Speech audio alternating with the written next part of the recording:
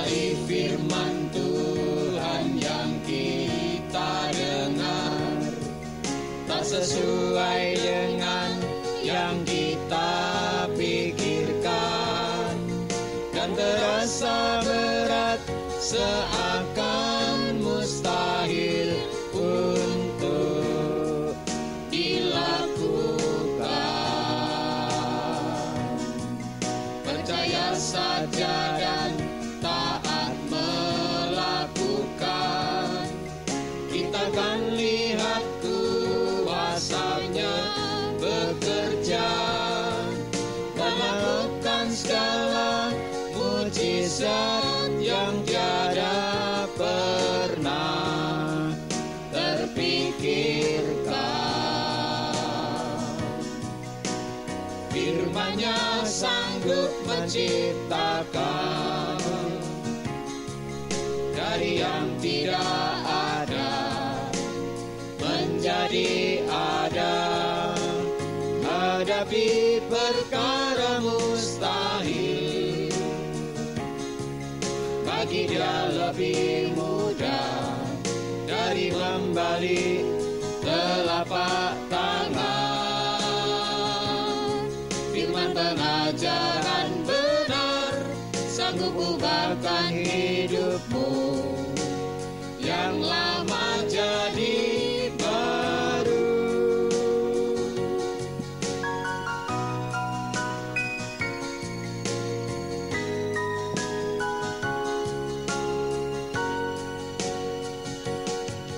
Seringkali firman Tuhan yang kita dengar tak sesuai dengan yang kita pikirkan, dan terasa berat seakan mustahil untuk dilakukan. Percaya saja dan taat melakukan, kita akan lihat kuasa-Nya bekerja, melakukan segala mujizat yang tiada pernah terpikirkan.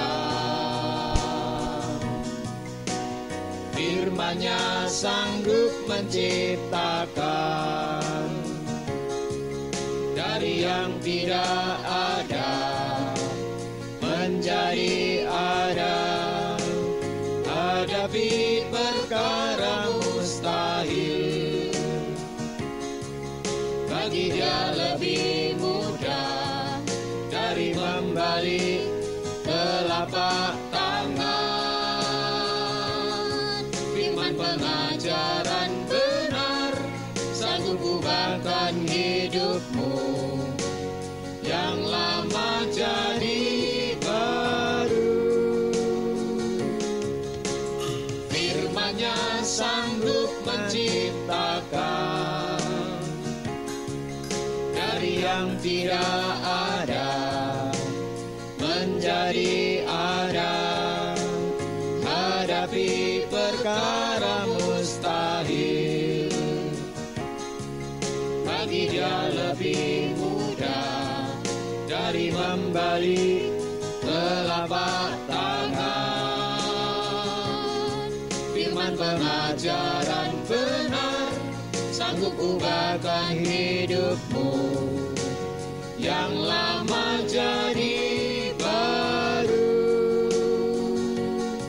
Firman pengajaran benar sanggup ubahkan hidupmu yang lama jadi baru.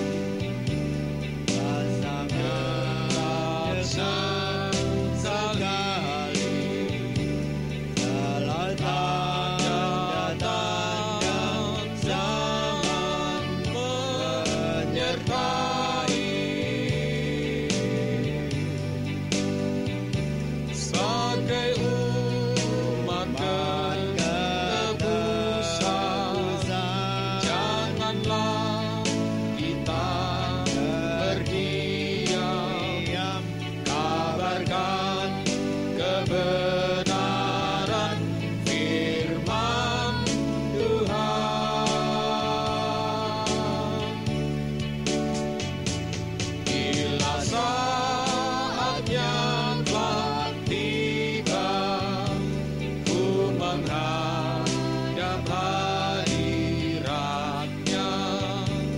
Apakah yang telah ku persembahkan di hadapan tahtanya? Bila saatnya telah tiba, namaku kan dipanggilnya. Buah apakah yang kan ku bawa menghadap hadirat-Nya? Firman-Nya telah hancurkan pandangan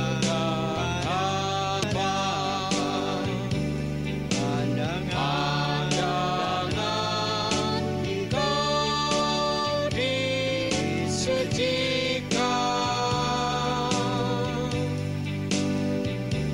Mohonlah kepada Tuhan untuk memberi kekuatan bertahan selalu dalam ketekunan.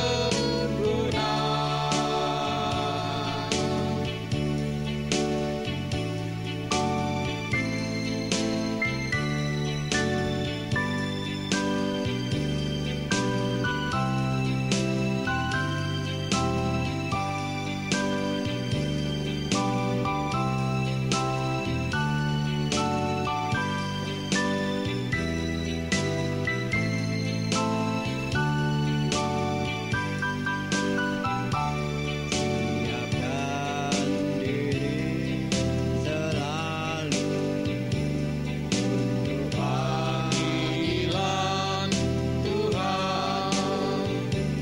Bila kau mendengarnya sebut namamu,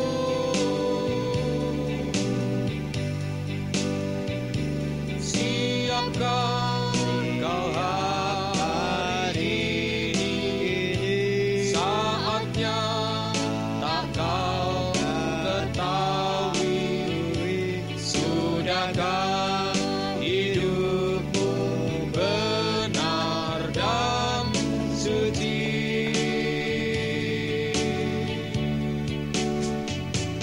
Bila saatnya telah tiba, ku menghadap hadirat-Nya. Apakah yang telah ku persembahkan di hadapan tahtanya? Bila saatnya telah tiba, namaku kan dipanggilnya. Buah apakah yang kan ku bawa menghadap hadirat-Nya? Bila saatnya telah tiba, ku menghadap hadirat-Nya. Apakah yang telah ku persembahkan di hadapan tahtanya? Bila saatnya telah tiba, namaku kan dipanggilnya. Buah apakah yang kan ku bawa menghadap hadirat-Nya?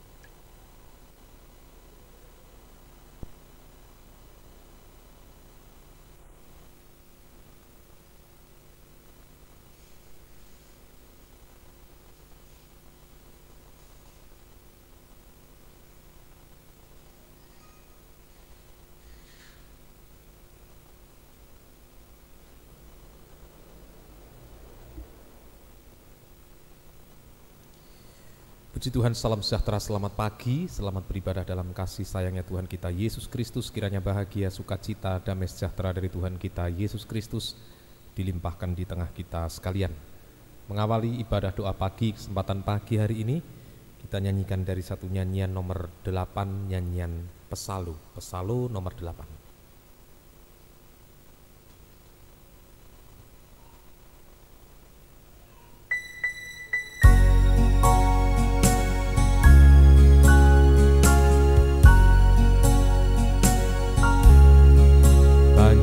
Sandungan yang terjadi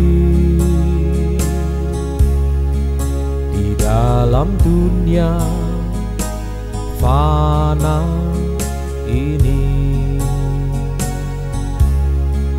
Tiada nikah yang tak teruji oleh pengaruh yang tak suci. Tuhan tetapkan langkah kami dalam menempuh jalan suci. Biar firman Tuhan yang menjadi wujud yang nyata dalam kami. Di tengah duka dan derita, kuasa Tuhan selalu ada. Lewat firman yang dinyatakan, penuh kemurahan, kebenaran. Tuhan tetapkan langkah kami dalam menempuh jalan suci. Biar firman Tuhan yang menjadi wujud yang nyata dalam kami. 3. Kemuliaan yang abadi di dalam nikah yang rohani, tak terbandingkan sedikit pun dengan derita sekarang ini. Tuhan tetapkan langkah kami dalam menempuh jalan suci. Biar firman Tuhan yang menjadi wujud yang nyata dalam kami. Tuhan tetapkan langkah kami dalam menempuh jalan suci. Biar firman Tuhan yang menjadi wujud yang nyata dalam kami.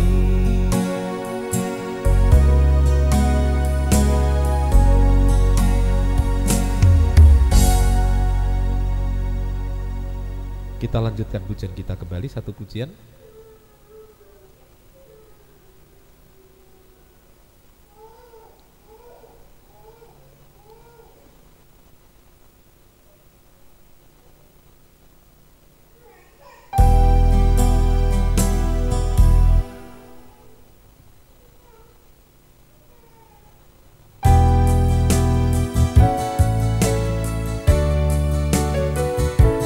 Sadar tak semua dapat aku miliki di dalam hidupku, hatiku percaya rancanganmu bagiku adalah yang terbaik. Walau ku tak dapat melihat semua rencanamu, Tuhan, namun hatiku tetap memandang padamu. Kau tuntun langkahku. Walau ku tak dapat berharap atas kenyataan hidupku, namun hatiku tetap memandang padamu. Kau ada untukku. Kembali atas. Ku sadar tak semua dapat aku miliki di dalam hidupku, hatiku percaya rancanganmu bagiku adalah yang terbaik. Walau ku tak dapat melihat semua rencanamu, Tuhan, namun hatiku tetap memandang padamu. Kau tuntun langkahku. Walau ku tak dapat berharap atas kenyataan hidupku, namun hatiku tetap memandang padamu. Kau ada untukku. Kembali atas sekali lagi. Ku sadar tak semua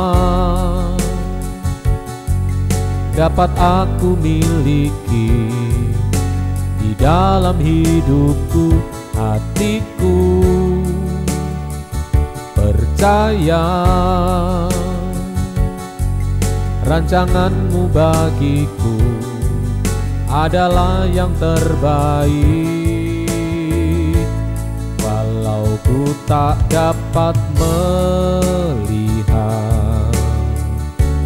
semua rencanamu, Tuhan, namun hatiku tetap memandang padamu.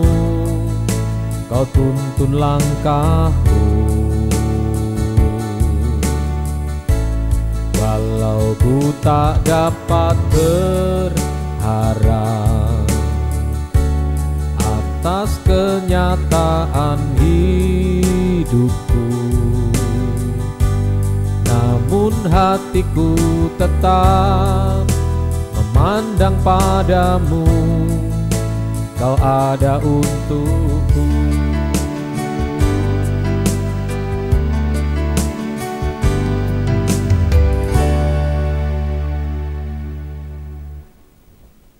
Haleluya. Kami sudah memuji membesarkan nama-Mu Tuhan. Tiba saatnya bagi kami menerima firman-Mu, firman yang sanggup menuntun kehidupan kami selama hidup kami di padang gurun dunia ini, sehingga tidak ada satupun yang tersesat, terhilang, tapi semuanya sampai kepada tujuan akhir ibadah pelayanan, itulah Yerusalem baru kekal selama-lamanya. Terima kasih Tuhan. Terima kasih, urapi kami semua dengan urapan-Mu yang suci. Kuasa kegelapan dalam bentuk apapun juga masih tetap berusaha mengganggu, bersatu hati kami mengusirnya. Di dalam nama Yesus pergi, darah Yesus berkuasa. Terima kasih Tuhan. Di dalam nama Tuhan Yesus Kristus kami alaskan doa kami. Haleluya. Amin.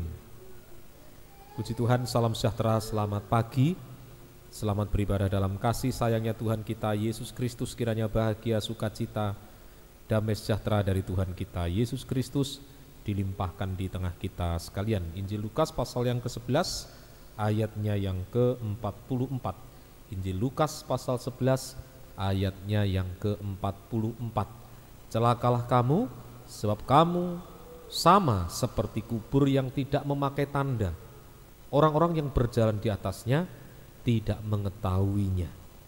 Jadi Farisi, ahli Taurat, ini adalah kehidupan yang beribadah melayani tetapi menolak firman pengajaran yang benar, sehingga tidak mengalami penyucian. Dan sebagai akibat tidak mengalami penyucian, di sini digambarkan sebagai kubur yang tidak memakai tanda, sehingga orang berjalan di atasnya tidak tahu kalau itu adalah kubur. Tidak tahu kalau itu adalah kubur, ya dianggap biasa karena tidak tahu kalau itu adalah kubur. Nah, saya tunjukkan dalam Perjanjian Lama, dalam Bilangan pasal 19 ayat yang ke-16. Bilangan pasal 19 ayatnya yang ke-16. Juga setiap orang yang di padang yang kena kepada seorang yang mati terbunuh oleh pedang, atau kepada mayat, atau kepada tulang-tulang seorang manusia, atau kepada kubur, orang itu najis 7 hari lamanya. Nah, jadi sebenarnya kalau kena kubur ini dalam Perjanjian Lama, jadi kena kubur ini najis. Nah, tadi karena tidak diketahui, jadi kehidupan ini tidak diketahui bahwa itu adalah satu kubur, sehingga membuat yang lain menjadi najis, membuat yang lain menjadi berdosa. Nah, ini yang namanya dosa sandungan. Dosa sandungan. Jadi pengertian dari sandungan ini adalah membuat yang lain berdosa, berkata dosa, berbuat dosa. Ini sandungan. Nah, jadi kubur yang tidak ada tandanya ini, yaitu menunjuk kehidupan yang menjadi batu sandungan. Dia sendiri menjadi batu sandungan dan dia sendiri gampang tersandung. Nah, ini orang yang tidak mengalami penyucian menjadi batu sandungan dan gampang tersandung. Nah, orang yang lewat di atasnya tadi, yang kena kubur tadi, tidak mengetahui. Nah, sangkanya bahwa dia benar, sangkanya bahwa dia tidak berdosa, tapi sesungguhnya dia sudah najis tadi. Nah, artinya apa? Artinya adalah kehidupan itu tidak merasa dia sudah berbuat dosa, berkata dosa, tidak rasa dosa, justru rasa benar. Itulah yang namanya kebenaran diri sendiri. Jadi ini Farisi ahli Taurat, ini kehidupan yang tidak mengalami penyucian, sehingga di sini seperti kubur yang tidak memakai tanda, membuat yang lain jatuh dalam dosa atau sama dengan menjadi batu sandungan. Ini yang kita pelajari pagi hari ini. Jadi menjadi batu sandungan. Nah, sekarang bagaimana praktek menjadi batu sandungan? Saya tunjukkan paling tidak ada 5 hal pagi hari ini. Kapan menjadi batu sandungan itu? Di dalam Roma 13 ayat yang ke-14. Roma pasal 13 ayatnya yang ke-14. Roma 13 ayat yang ke-14. Roma pasal yang ke-13 ayat yang ke-14.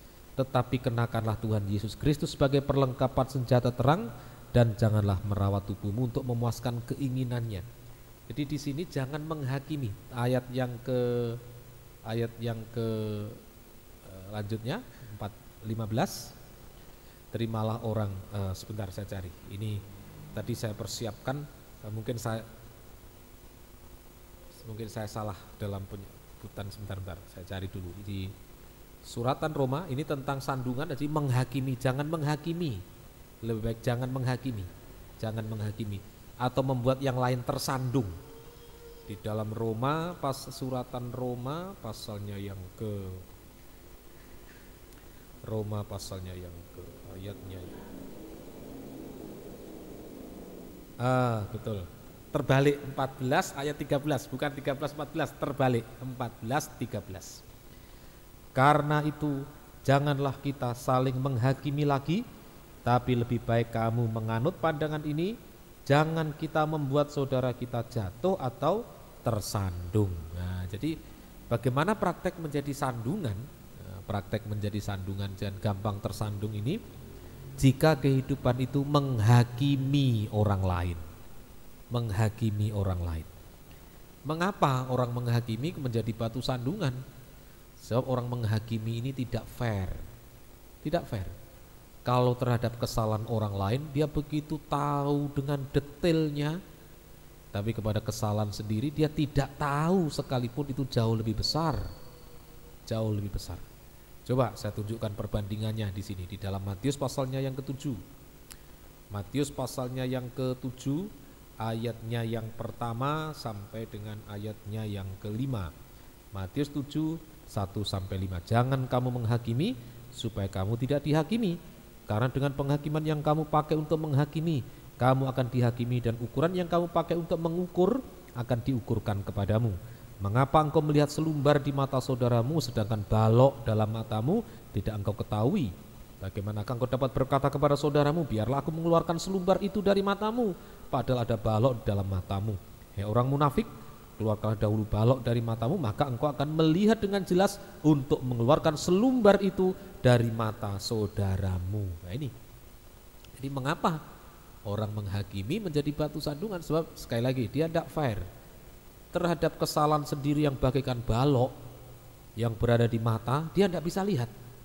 Kecuali kalau balok di tempat tersembunyi, ya tidak tahu, memang tidak tahu. Baloknya di atas gunung yang tidak kelihatan orang. Ini balok di dalam mata, tapi tidak ketahui, tidak dilihat. Tetapi begitu selumbar, nah selumbar itu kecil.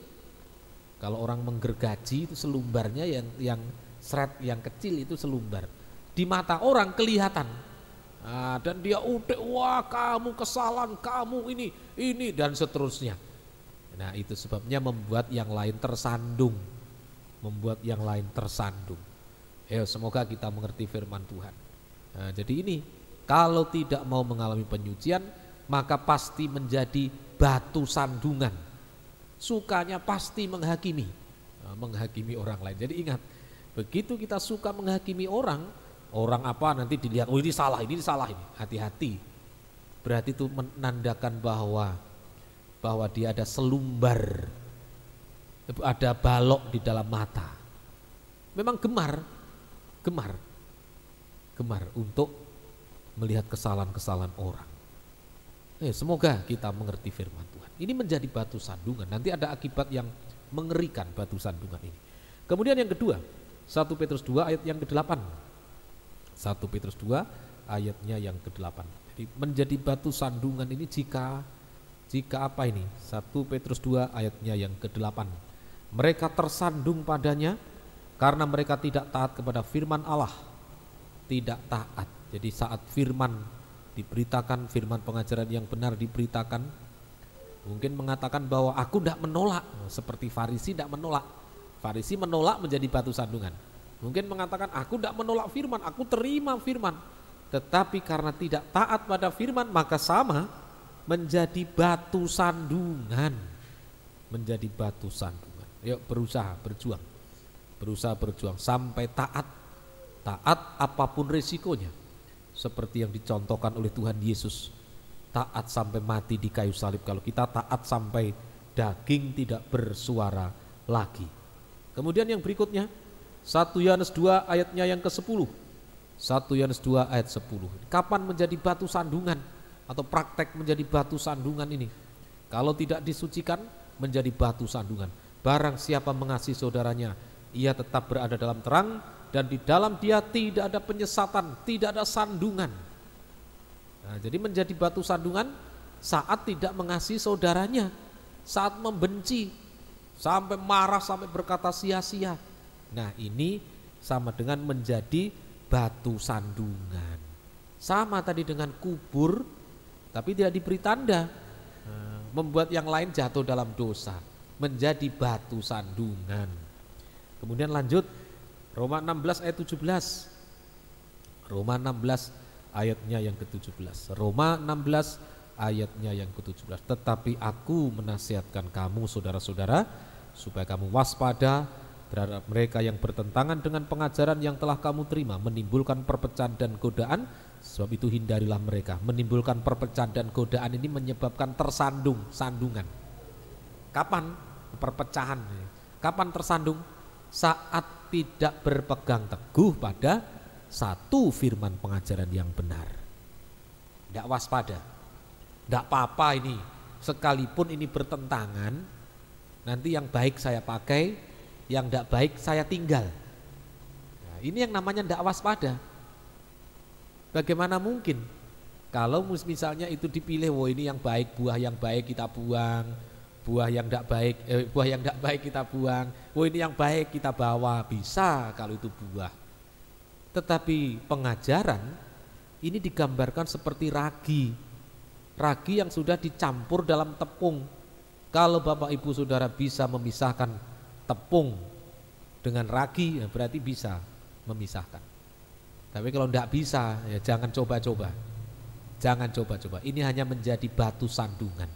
Jadi orang yang tidak pegang teguh firman ini menjadi batu sandungan. Kalau sudah tidak disucikan, sudah tidak mungkin dia bisa pegang teguh firman. Paling tidak sudah mengatakan semua ajaran sama. Setelah mengatakan semua ajaran sama, nah kemudian ya sudah, semua ajaran dia terima. Entah itu bertentangan dengan firman, entah itu apa, tidak peduli. Tidak peduli. Ini semoga kita mengerti firman Tuhan. Dan yang terakhir dalam Matius 16 ayat 23. Matius 16 ayatnya yang ke-23. Matius 16 ayatnya yang ke-23. Ini menjadi batu sandungan. Maka Yesus berpaling dan berkata kepada Petrus, "Enyalah iblis, engkau suatu batu sandungan bagiku, sebab engkau bukan memikirkan apa yang dipikirkan Allah, melainkan apa yang dipikirkan manusia." Petrus menjadi batu sandungan. Kapan? Saat menolak salib. Salib itulah penderitaan daging tanpa dosa. Nah, Petrus menolak, tidak mau menderita. Tidak mau menderita. Tidak mau menderita. Dia gunakan pikiran manusia, bukan pikirannya Tuhan. Dia gunakan pikiran manusia, sehingga tidak mau menderita. Kalau sudah tidak mau disucikan, menolak tidak disucikan, maka dia juga tidak akan mau menderita bersama dengan Yesus, tidak mau menderita karena kebenaran. Nah, tadi saya tunjukkan akibatnya sekarang. Kalau menjadi batu sandungan menyebabkan yang lain jatuh bangun dalam dosa, yang membuat yang lain hidup dalam dosa, berbuat dosa, akibatnya Lukas 17 ayat 1 sampai 2. Lukas 17 ayat 1 sampai ayat yang kedua. Lukas 17. Yesus berkata kepada murid-muridnya, tidak mungkin tidak akan ada penyesatan. Ada sandungan, tidak mungkin tidak ada sandungan, pasti ada. Tetapi celakalah orang yang mengadakannya. Jadi sandungan itu pasti ada. Tapi celaka orang yang mengadakannya. Bagaimana mengadakan sandungan? Ya tadi, saat menghakimi orang lain, saat tidak taat firman, kemudian saat membenci saudara, saat tidak pegang teguh firman, saat menolak salib. Nah, ini sama dengan mengadakan sandungan. Adalah lebih baik baginya jika sebuah batu kilangan diikatkan pada lehernya, lalu ia dilemparkan ke dalam laut, daripada menyesatkan salah satu dari orang-orang yang lemah ini. Ini akibat dari menjadi sandungan. Maka kehidupan itu dikalungi oleh batu kilangan, dikalungi batu kilangan. Nah, kira-kira bagaimana kalau dikalungi batu kilangan? Dulu kira-kira berapa tahun yang lalu, demam batu akik.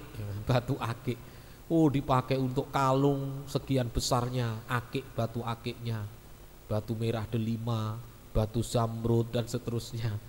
Indah, Indah, mahal itu. Tapi coba kalau dikalungi dengan batu kilangan, apa kira-kira yang terjadi? Hidup itu ndak indah. Coba kalau berani besok pagi ke pasar pakai kalungan batu kilangan. Mungkin kita ndak ngerti apa batu kilangan. Di sini ndak ada batu kilangan. Kalau di Jawa itu ada batu untuk menghaluskan padi, menghaluskan beras jadi tepung. Ya, seperti itulah. Seperti itu batu kilangan. Ini lumpang kalau di sini namanya. Coba nanti atau besok pagi atau nanti setelah doa pagi lumpang untuk kalung jalan ke pasar. Oh, luar biasa ya orang itu. Enggak, malah dianggap ini orang baru kayaknya ini. Baru. Begitu. Ayo, enggak indah. Hidup itu enggak indah.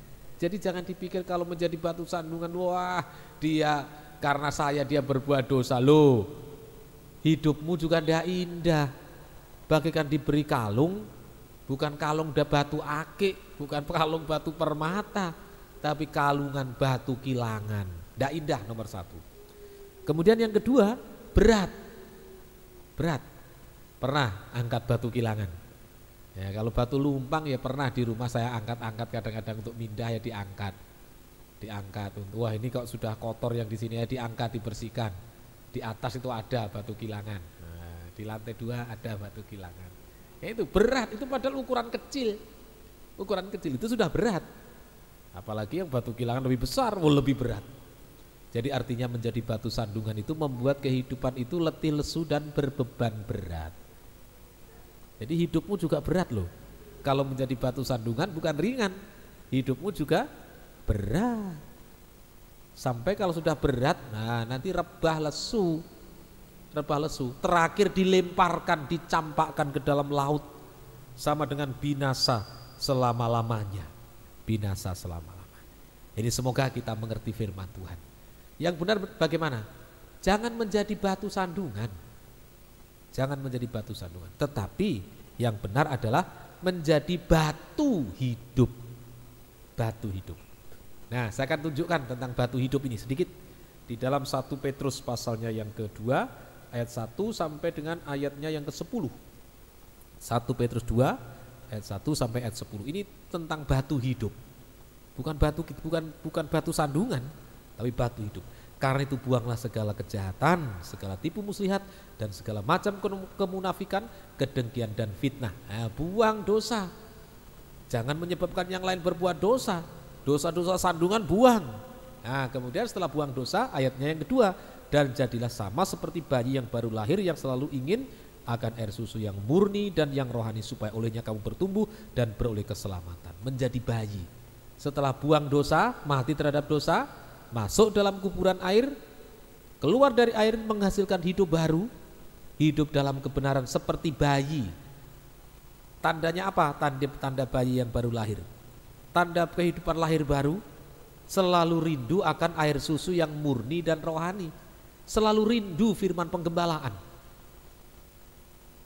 Ini orang yang ini tahap-tahap menjadi batu hidup, tidak menjadi batu sandungan. Ya, mulai dari buang dosa, kemudian menjadi bayi yang rindu akan air susu yang murni dan yang rohani. Olehnya kamu bertumbuh dan beroleh keselamatan. 3, jika kamu benar-benar telah mengecap kebaikan Tuhan. 4, dan datanglah kepadanya batu yang hidup itu, yang memang dibuang oleh manusia tetapi yang dipilih dan dihormati di hadirat Allah. Dan biarlah kamu juga dipergunakan sebagai batu hidup untuk pembangunan suatu rumah rohani bagi suatu imamat kudus, untuk mempersembahkan persembahan rohani yang karena Yesus Kristus berkenan kepada Allah. Setelah rindu air susu yang murni dan rohani tergembala, nah Tuhan percayakan jabatan pelayanan menjadi imam-imam sama dengan menjadi batu hidup.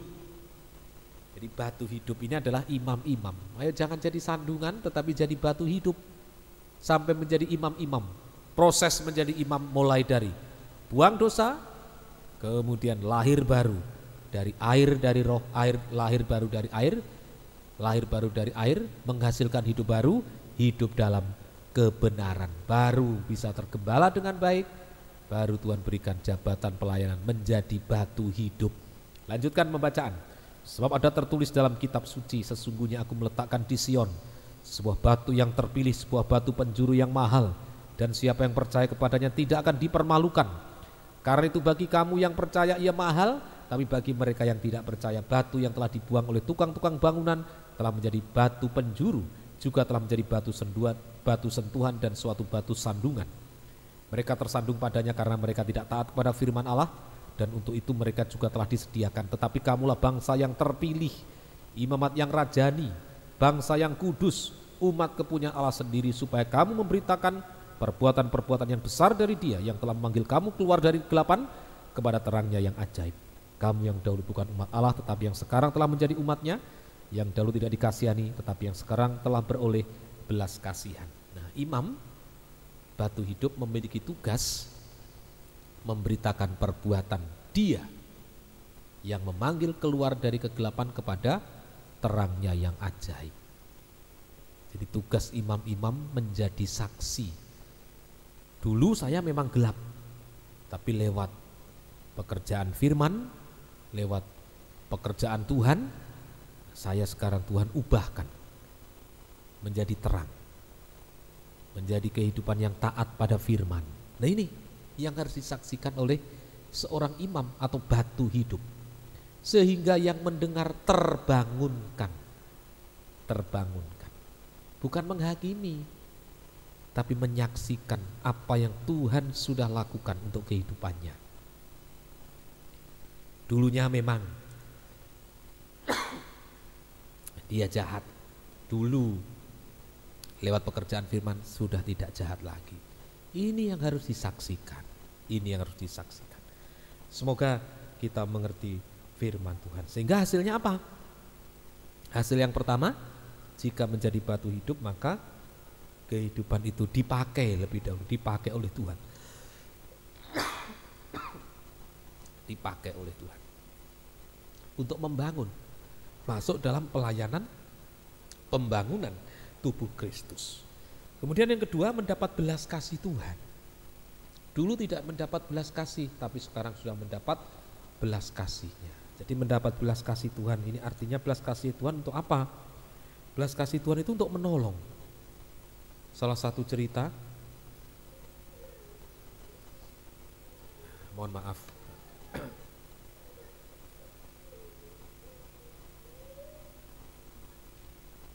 jadi salah satu cerita kehidupannya mohon belas kasih Tuhan itulah orang yang buta. Yesus anak Daud, kasihanilah kami, mohon belas kasih. Sehingga mendapat belas kasih Tuhan, orang buta menjadi melek. Jadi artinya belas kasih Tuhan itu untuk menolong kita. Apapun persoalan kita sampai pada masalah yang mustahil. Dalam Injil Yohanes, waktu ada orang yang lahir dari buta kemudian disembuhkan, tidak pernah ada dari dulu sampai sekarang orang buta bisa melihat. Tidak ada. Tapi kalau belas kasih Tuhan sanggup menjadikan dari yang mustahil menjadi tidak mustahil, dari yang tidak ada menjadi ada. Ini jadi berusaha berjuang pagi hari ini bagaimana supaya menjadi batu hidup, jangan menjadi batu sandungan. Batu hidup, ayo pribadi lepas pribadi. Saya juga berusaha untuk diriku sendiri jangan menjadi batu sandungan, tetapi menjadi batu hidup, sungguh-sungguh batu hidup, untuk memberitakan perbuatan dari Dia yang memanggil keluar dari kegelapan kepada terangnya yang ajaib. Semoga kita mengerti firman Tuhan. Kemudian setelah mendapat belas kasih Tuhan tadi menjadi umat. Kamu yang dahulu bukan umatnya, tapi sekarang telah menjadi umatnya. Menjadi umatnya. Artinya kehidupan itu bukan hanya mendapat pertolongan sekarang, tapi sampai nanti masuk pesta nikah anak domba Allah, sampai masuk Yerusalem baru kekal selama-lamanya. Ayat terakhir, Wahyu pasal 21 ayat 1 sampai 3. Wahyu 21 ayat 1 sampai ayatnya yang ketiga. Lalu aku melihat langit yang baru dan bumi yang baru, sebab langit yang pertama dan bumi yang pertama telah berlalu, dan laut pun tidak ada lagi. Dan aku melihat kota yang kudus, Yerusalem yang baru turun dari surga dari Allah, yang berhias bagaikan pengantin perempuan yang berdandan untuk suaminya. 3. Lalu aku mendengar suara yang nyaring dari tahta itu berkata, lihatlah, kemah Allah ada di tengah-tengah manusia, dan ia akan diam bersama-sama dengan mereka. Mereka akan menjadi umatnya dan ia akan menjadi Allah mereka. Nah, jadi menjadi umat artinya sampai kita berada di langit yang baru, bumi yang baru, Yerusalem baru. Jangan jadi batu sandungan. Sekali lagi, jangan menjadi batu sandungan dengan 5 praktek tadi, tapi biarlah kita menjadi batu hidup. Kita dipakai untuk bersaksi, kita dipakai untuk membangun pembangunan tubuh Kristus sampai sempurna. Tuhan memberkati kita semuanya. Pujian tadi, mohon supaya Tuhan tuntun langkah kehidupan kita, supaya kita tidak tersandung, tapi menjadi batu hidup.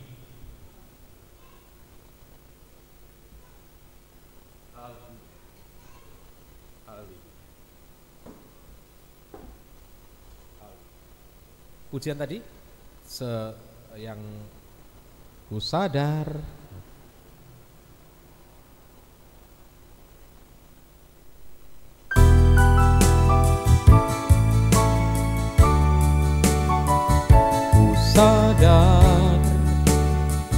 tak semua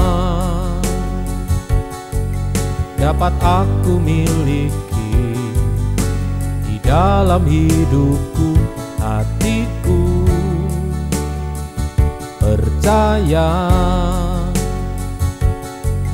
rancanganmu bagiku adalah yang terbaik. Walau ku tak dapat melihat semua rencanamu, Tuhan, namun hatiku tetap memandang padamu. Kau tuntun langkahku, kau tuntun langkahku, supaya kita tidak tersandung. Walau ku tak dapat berharap atas kenyataan hidupku, namun hatiku tetap memandang padamu. Kau ada untukku. Kor dengan sambil kita berlutut.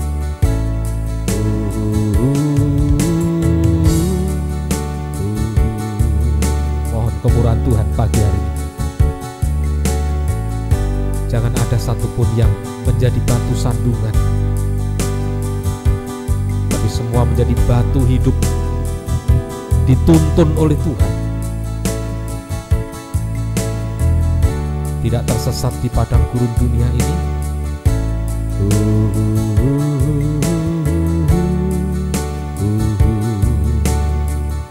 Sehingga semuanya sampai pada tujuan akhir ibadah pelayanan Yerusalem baru kekal selamanya.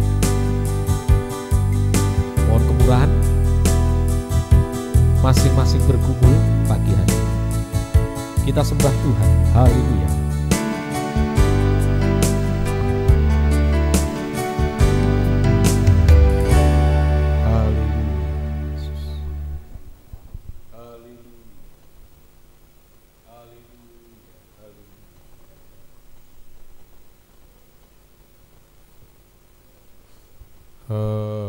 Haleluya.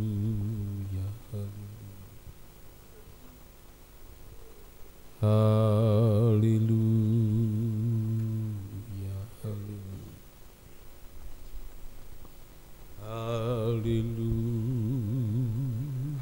Haleluya.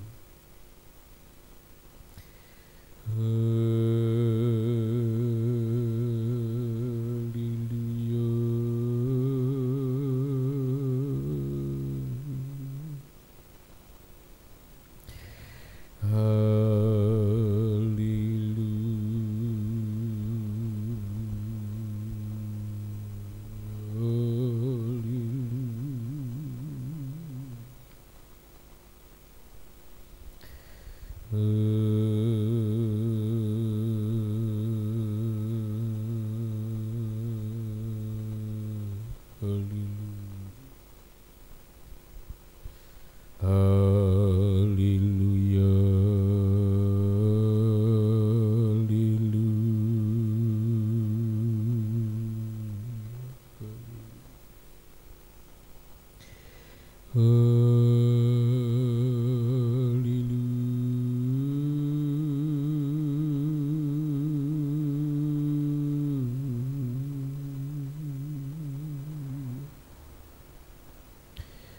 haleluya,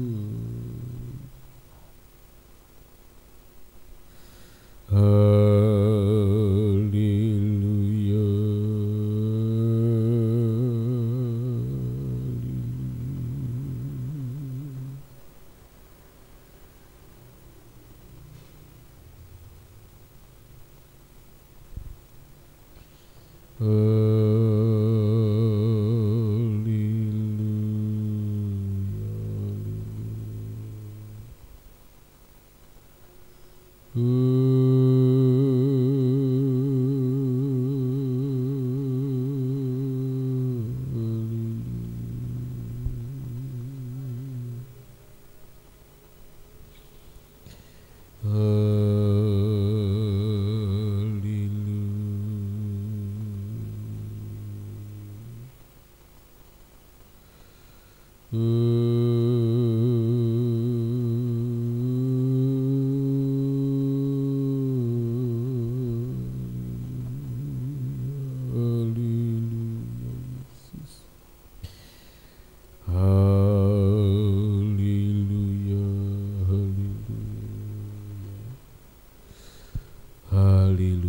Yesus. Terima kasih Tuhan, terima kasih atas firman-Mu. Kesempatan pagi hari ini Tuhan tetapkan dalam hati kami semuanya. Bukan kami menjadi batu sandungan, tapi kami menjadi batu hidup di depan yang dipakai oleh Tuhan sampai menjadi umat-Mu Tuhan. Di mana Engkau berada, kami berada. Yerusalem baru kekal selama-lamanya. Terima kasih Tuhan. Haleluya. Saya undang kita bersama bangkit berdiri. Haleluya.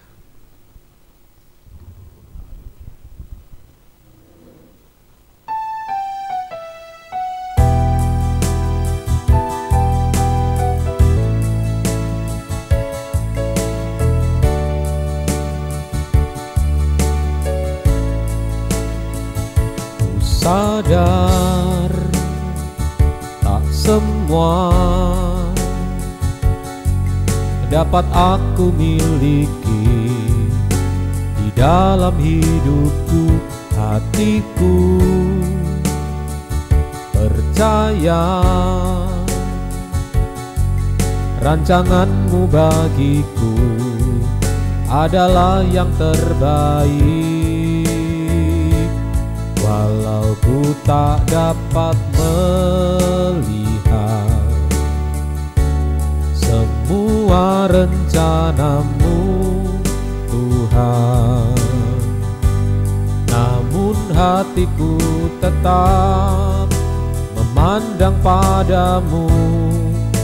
Kau tuntun langkahku. Walau ku tak dapat berharap atas kenyataan hidupku, namun hatiku tetap memandang padamu. Kau ada untukku. Dengan sekali lagi.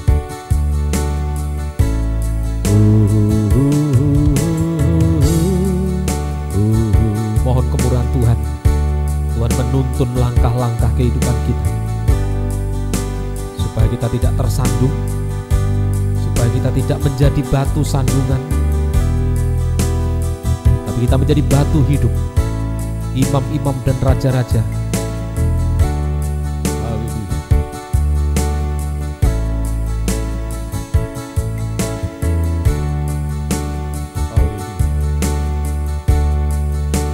Sehingga tidak ada satu pun yang harus dicampakkan ke dalam laut binasa selama-lamanya. Semua mengalami enak dan ringan sampai masuk Yerusalem baru kekal selamanya. Angkat dua belah tangan kita ke atas, kita sembah Tuhan. Haleluya. Haleluya. Haleluya.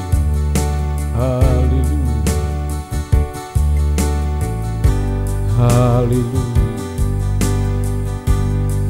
Haleluya. Haleluya.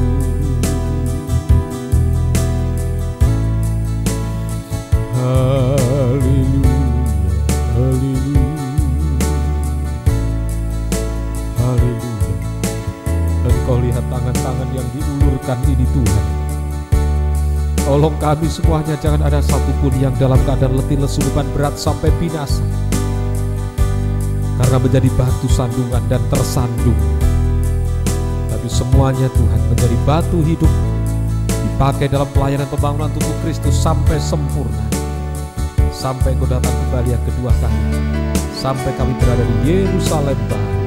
Terima kasih Tuhan. Turunkan kami, tetapkan firman-Mu dalam hati kami semuanya. Terima kasih. Setiap ibadah di tempat ini biarlah Tuhan selalu hadir lewat firman yang dibuka rahasianya. Roh Kudus dan kasih-Mu Kau curahkan di tengah kami semuanya. Gembalakan kami semuanya, baik yang di Ngunut, di Ngawi, di Nganjuk, tergembala jarak jauh dimanapun berada. Berikan kami kerinduan untuk kami bisa bertekun 3 macam ibadah pokok. Kami mendengarkan firman-Mu, kami taat akan firman-Mu, dan kami mengalami kuasa firman-Mu. Mohon kemurahan-Mu, seluruh sidang jemaat memiliki jabatan pelayanan dari Tuhan. Tidak ada yang terhilang, semuanya sampai masuk pesta nikah anak domba Allah. Terima kasih Tuhan. Demikian juga penyebaran firman lewat Facebook, lewat YouTube. Urapi semua dengan urapan-Mu yang suci. Banyak jiwa-jiwa dimenangkan dalam firman, pengajaran yang benar. Pergumulan dalam nikah rumah tangga satukan sampai mencapai nikah sempurna. Pergumulan dalam ekonomi, keuangan, pekerjaan, masa depan, Tuhan tolong. Perusahaan anak-Mu di Taiwan, Tuhan tolong.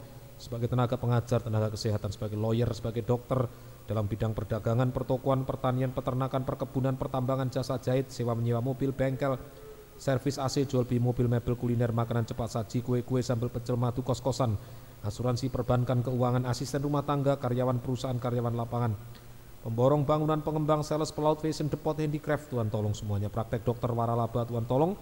Proses pembelian tanah, proses perizinan usaha, penjualan tanah, semuanya Tuhan tolong. Demikian juga Tuhan, yang mencari pekerjaan berikan yang terbaik untuk anak-anak kami semuanya. Yang masih duduk di bangku sekolah berikan hikmat, kepandaian, kekuatan, kesehatan, ketaatan dari Tuhan. Perjodohan kaum muda juga Hamba serahkan dalam tangan kasih kemurahan-Mu. Berikan satu iman yang benar, satu firman pengajaran yang benar, satu pelayanan yang benar, masuk kesatuan tubuh Kristus yang sempurna. Pergumulan dalam kesehatan Tuhan tolong Saudara Yudi, Yuni, Masmis, Moniria, JK, Ibu Pendeta JK, Ibu Heri, Bu Lasmi, Bapak Ibu Jun, Bapak Ibu Kemi, Saudara Anton, Bu Mul, Bu Santi, Bapak Ibu Stephen, Daniel, Stefani, Giovanni, Elizabeth, Bapak Ibu Eli Marjo, Pak Philip, Bu Ani, Yosi Egi, Bapak Acun, Ibu Yati, anak Niko, Bapak Agus Isra dan Ibu Nilamika Samuel, Ibu Yuni, Bu Rudi, Bu Darmono, Bapak Ibu Setio, Bapak Ibu Yoel, Bapak Ibu Nolep, Bapak Ibu Yudo, Bapak Ibu Andi, Bapak Ibu Andrianus, Bapak Ibu Bayu, jamaah semuanya.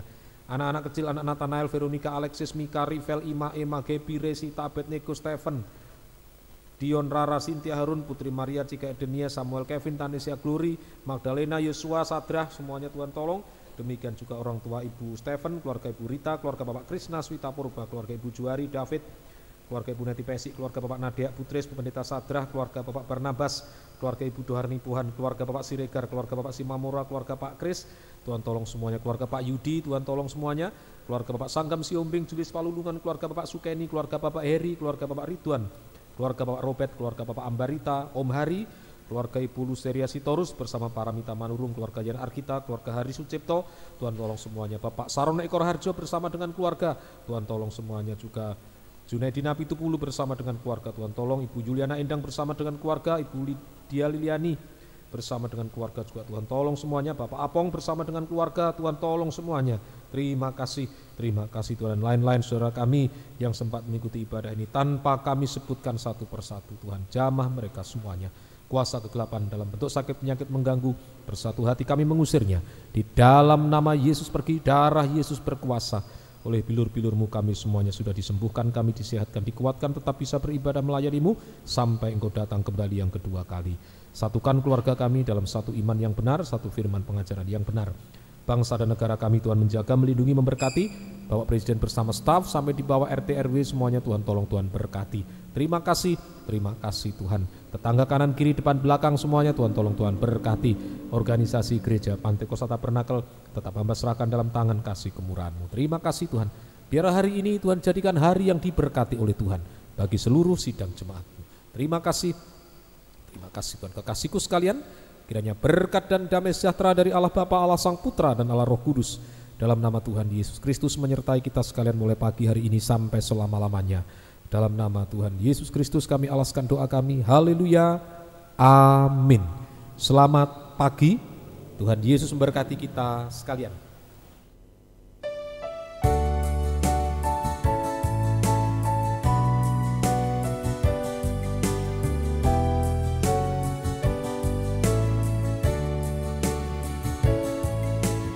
Jadilah penurut Allah,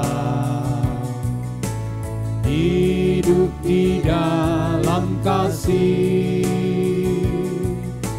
seperti Kristus yang selalu taat pada kehendak Allah Bapa. Dia rela disalib, korbankan dirinya untuk mentaati kehendak Allah, jadi persembahan dan korban yang harum bagi Allah Bapa. Pakailah kami semua menjadi saksi-Mu Tuhan, yang selalu menyebarkan keharuman Kristus.